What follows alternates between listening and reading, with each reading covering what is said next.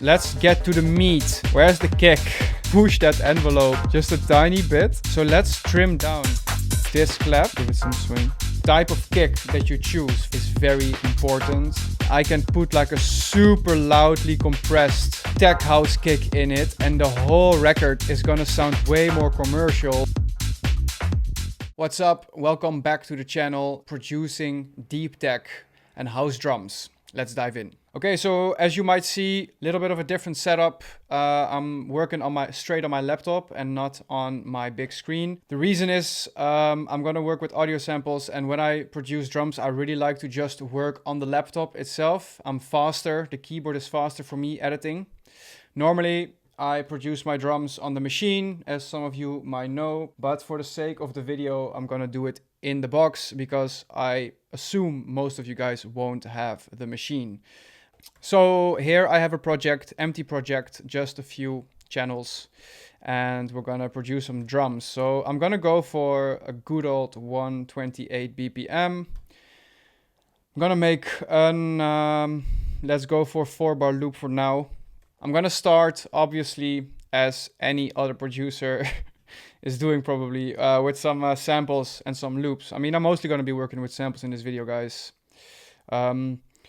So for deep tech and house drums, I personally like to start with something a bit basic, but that does throw out the vibe into the project from the get-go. So let's go for these underground tech house drums. I haven't used this pack so much, so let's go for some top loops. I don't necessarily like starting with a loop with a kick in it.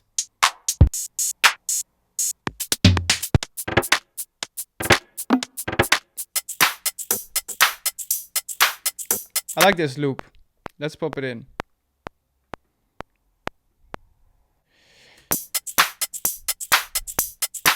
Okay, that's pretty cool. Let's go to some drum loops. That's pretty cool. Let's remind that one. Keep that one in mind. Ooh.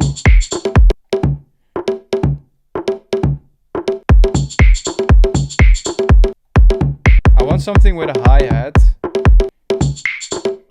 This is a cool sort of shaker thing.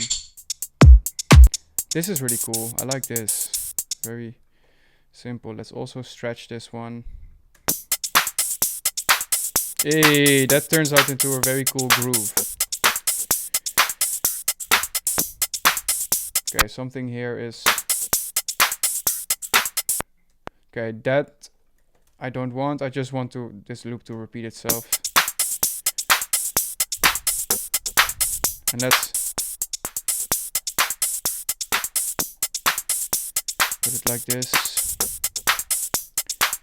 Okay, cool.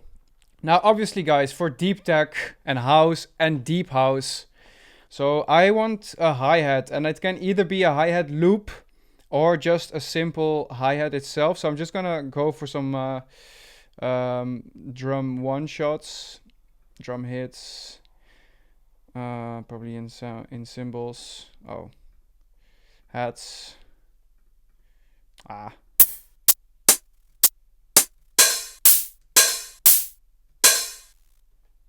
This is not too bad, but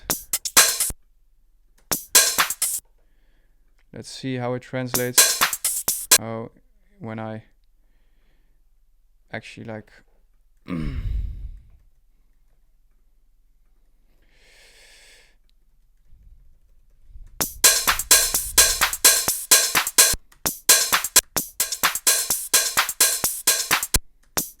maybe we can tune it. Let's go for... Didn't tune. That's too much. There you go. Tuned it down. We're still missing a hit over here. 2 hits. What I'm then gonna do is I am going to shorten this loop like this, and here I want to have another one, so I'm gonna delete this one for now. I'm gonna put one here, and this one I'm gonna drop it in volume like by 10 dB or something.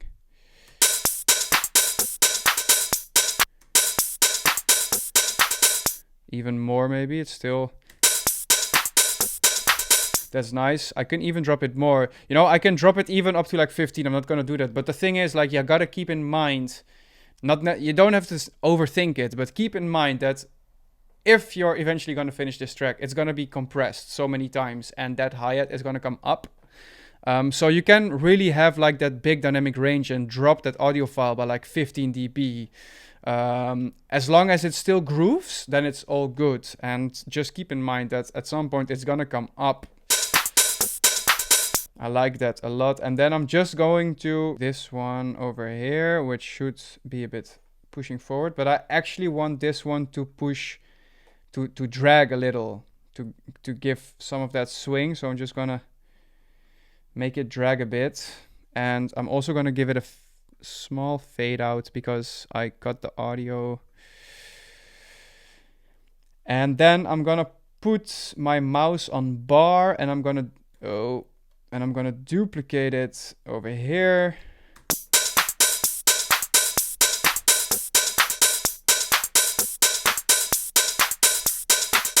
This is really cool. Okay, let's get some claps or like a snare in here.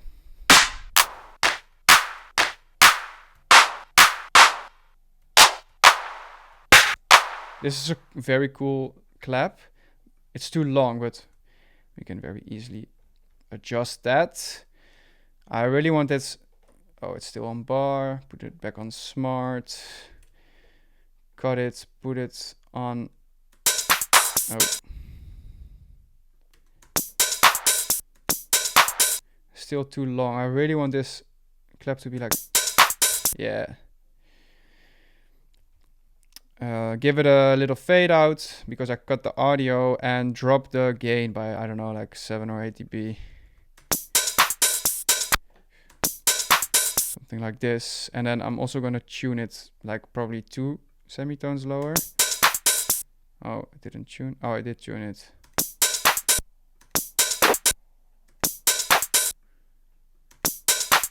Oh, I liked it. I like it to be that low. That's very cool. Okay, so let's go start with a very basic drum pattern. And I just want to do some slight EQing on this snare clap. I don't necessarily actually need to cut out anything of the low end, but...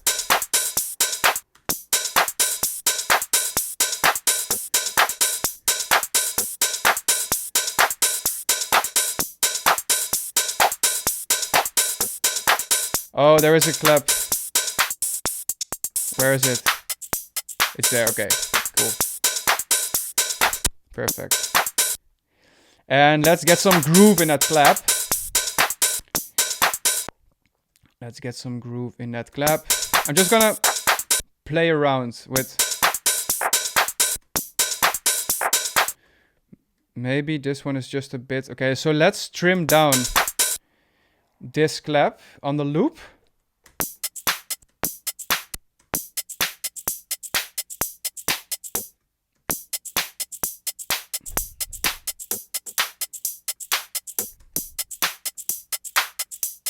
Okay, that's saving quite a lot. And then maybe the filter here is a bit too low. What?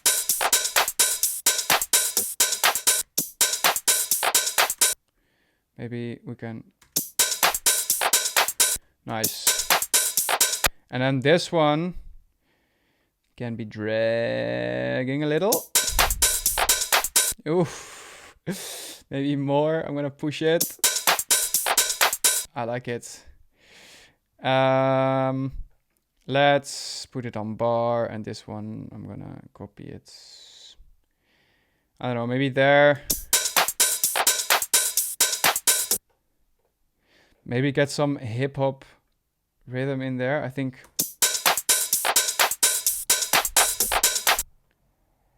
that's a bit boring, maybe.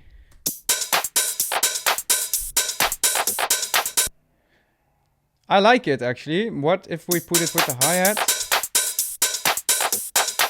Nah, that's a bit plain. But if we do it like this and we give this one.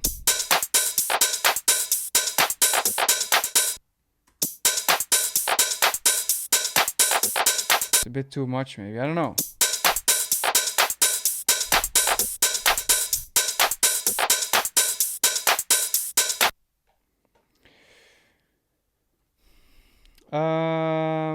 This one is gonna go at the end. Yeah, that's cool. And then we're gonna drop the level of this one even more. Like 17 or something, I don't know. Maybe these two can go lower as well. This one can go a lot lower. This one can go...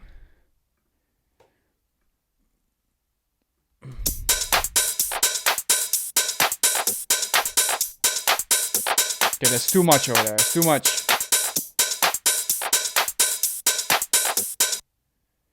Way too much. Let's get rid of this one.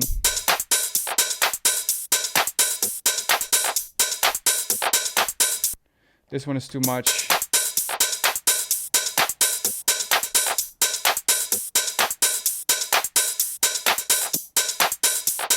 This one is cool, but not there. Maybe...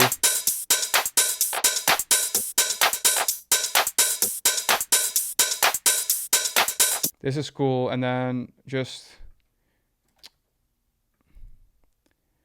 over there.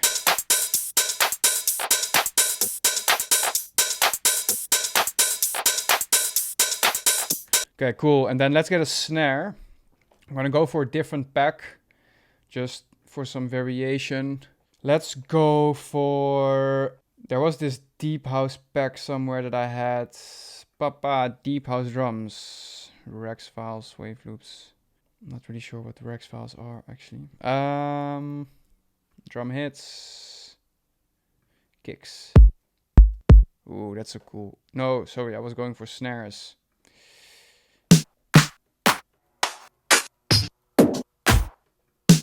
That's a cool... That's a cool snare. And then I'm gonna... This...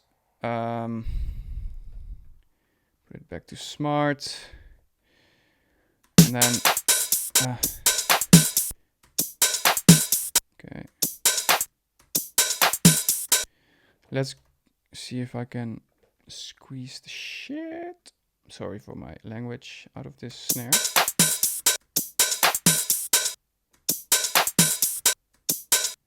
Okay. And let's...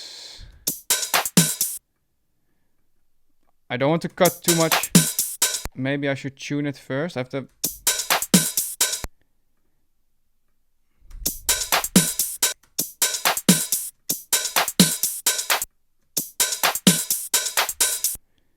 Find the rhythm for this. Let's see. This one maybe here. Ooh.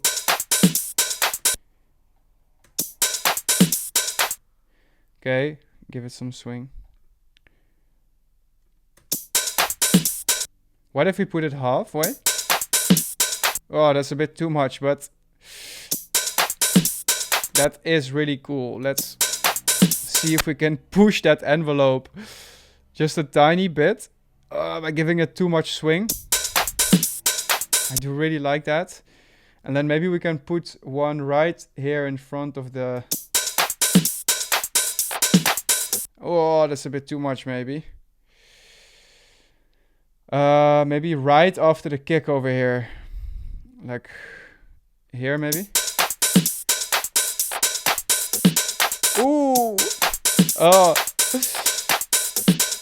That's a really cool groove. So let's put it on bar and duplicate it.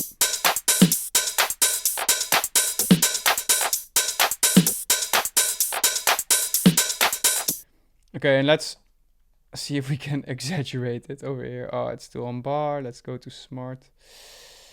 And I don't know. Let's see. I think this is going to be too much for the main groove. Nah, it's too much. Let's keep it like this for now. We can always add more. Okay, nice. Let's get to the meat. Where's the kick?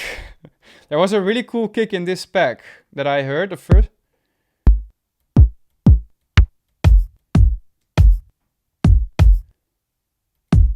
That's a very cool kick. Now, okay, guys, like for the kick, for any sound, obviously, but for the kick, the sound that you choose, the type of kick that you choose for the kick is very, very important. Not that there is any right or wrong, but it's gonna determine the sound of your track so much, depending on the kick. Like, I can have this whole section over here, and I can put like a super loudly compressed tech house kick in it, and the whole record is gonna sound way more commercial. If I would put like a more analog, another type of kick in it, the whole track is gonna sound way more analog and laid back and less commercial or EDM-y style. So it's very important that you choose the right kick. And there is no right or wrong. Again, there's no right or wrong, but choose the kick that you feel like represents the track that you want to make. Just to show you the difference, I have two quite similar sounding kicks. So let's listen to the first kick.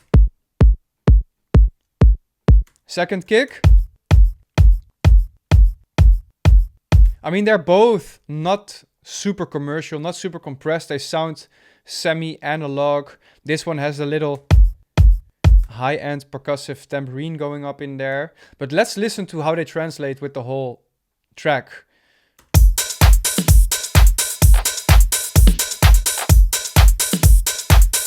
Kick number 2. Very different vibe. This one sounds way more clean, bit less low end, but we can fix that. And this one sounds more thumping. Way more thumping. And this one sounds more punchy. So in this case, I would go for this because I like having a very thumpy low end on the kick. I really like this kick. Next up is just a little bit of mixing. So what I would do now is I would drop all the levels. I don't always do this, guys, but often I do this, especially when I've been producing, like, for example, now I've been producing these drums for like 25 minutes. There is just a lot going on, and I just want to find the balance because the balance is also going to determine the groove. So let's start with the hi-hat. I think this is the hi-hat. Let's just start leveling some stuff.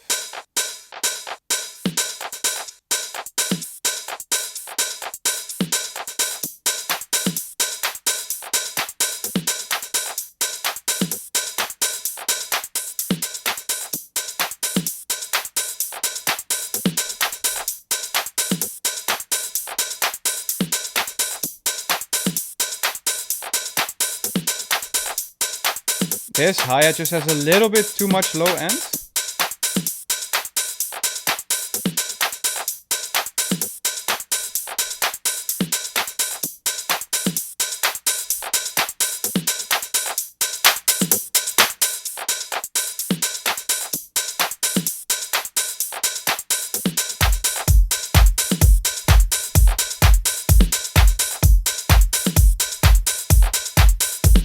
Nice, like it a lot.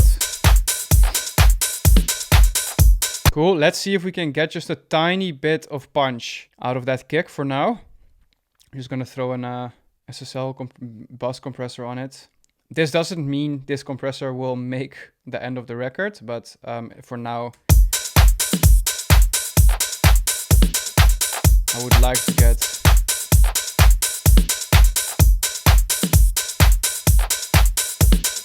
a bit of extra punch out of the kick, and this does the job very well. Okay, cool. Well, I mean, this could be a main groove already. This could be a main groove. You know, we got it. We got it. Like, this could be, we can just duplicate this and start working on making a track. But let's see. I just want to add like a final little thing also for you guys to see like how you can maybe just really spice it up a little, you know. There's maybe some cool samples that we can edit. I want something bongo-y. That's really cool. That right there is really cool. So let's drop this one in here. And let's just, I'm not gonna stretch it like to the BPM, because I just want this, and I'm gonna find the right groove for it. Okay, cool. How is this one sounding? Nice. Okay, so let's split this just a little bit earlier, and then these two we're gonna shorten them. Something like this, and give them a fade out. And I'm gonna see, drop the level a little. Okay, cool. Let's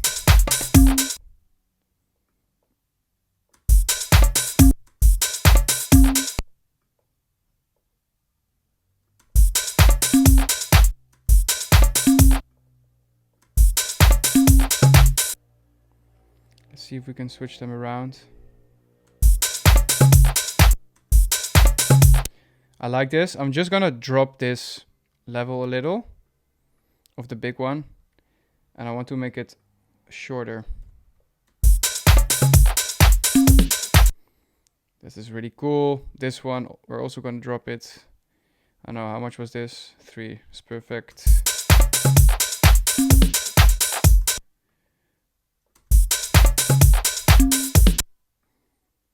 This one is nice, but it's just a bit too high pitched.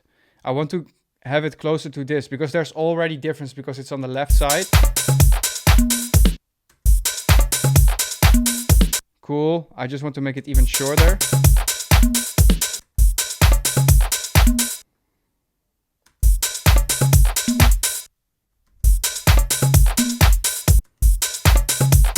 This is cool. Cool. Drop it on bar. Duplicate it.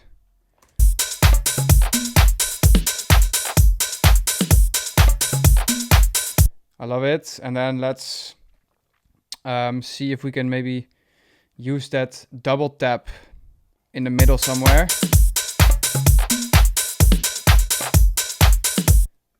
Maybe here. Somewhere. There. Yes. Put it on bar. Duplicate. Oh.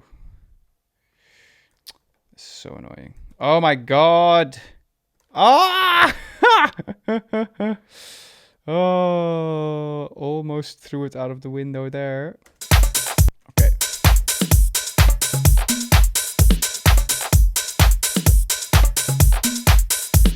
I love it. I really, really like this. Now, last but definitely not least, not always will I send the drums to a reverb, but in this case, I do feel like a little bit of reverb could do something. So I'm just gonna send it to a bus. I'm sending it to auxiliary 1.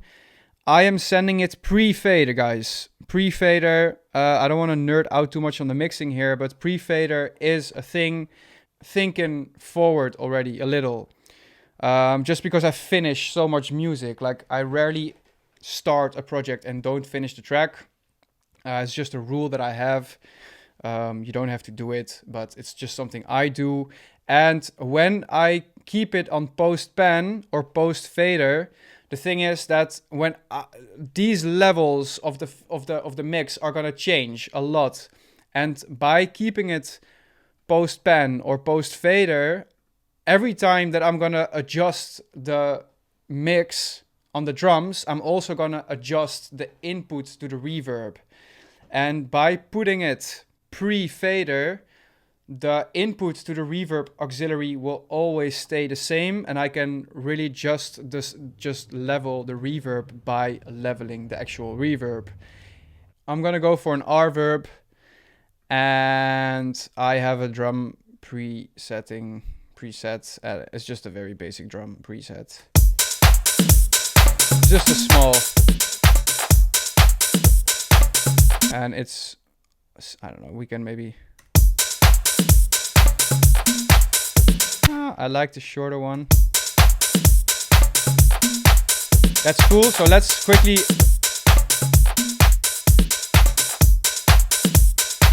there's a difference. There definitely is a difference. I just want to EQ out that lower.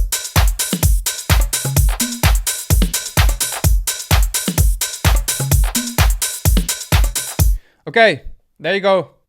Deep house, deep tech drum groove, made with only audio samples. You can do this on the couch. I like to do this on the couch.